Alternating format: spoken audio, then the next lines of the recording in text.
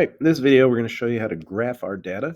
So when we're down in the gray box, the graph box, we're going to click the link for Desmos, open her up, and once it pops up, we're going to click the plus sign in the top left corner and hit Table. All right, now we'll show you what numbers we're graphing. So we're going to go back up to our blue data table box. And if you notice, it's highlighted in pink. The mass is going on the X. So these numbers up here will be on the X-axis. So we'll start putting those in there. 0.15, 0.5. Oops. Where'd my Desmos go? There we go. 0.5. I saw the next one was 1. And 1.25 and 1.5. 1.25 and 1.5. All right, for the y-axis, it's the volume numbers that we found. So 1, 3.33, was it? Yep, 6.67,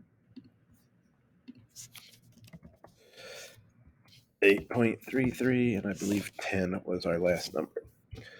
So that finishes the graph just for styrofoam. But I am going to hit the zoom fit, this little button that was down here. Once I do that, it makes the graph look perfect. And then I'm going to hit my little settings wheel up here. And then my green dot. Underneath the colors, I'll drag that lines button over. And now it's made a nice straight line fit for my graph. That's the graph for styrofoam. However, we want to graph all the different materials that we found the density for. So we have to hit the done button. And then we just repeat that process. If I hit the plus button again, a new table pops up. And here is where I will put that same information for wood, which is our next thing. So if you look here, 0.4 and 1,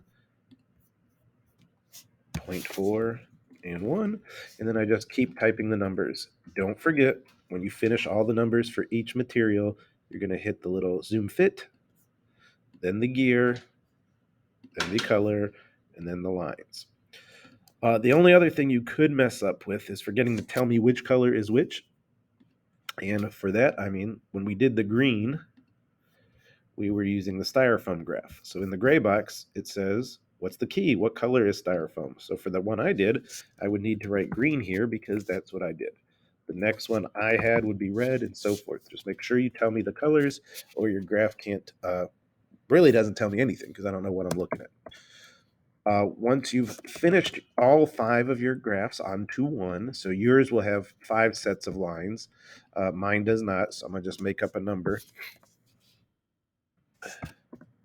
And you can see mine has 2 graphs. You'll keep doing that once you finish your whole graph, plus, table, so forth. Just that same thing. And if you forget, just go back to the beginning of this video where we did it for the green. To get this into Summit, on the top right here, we share our graph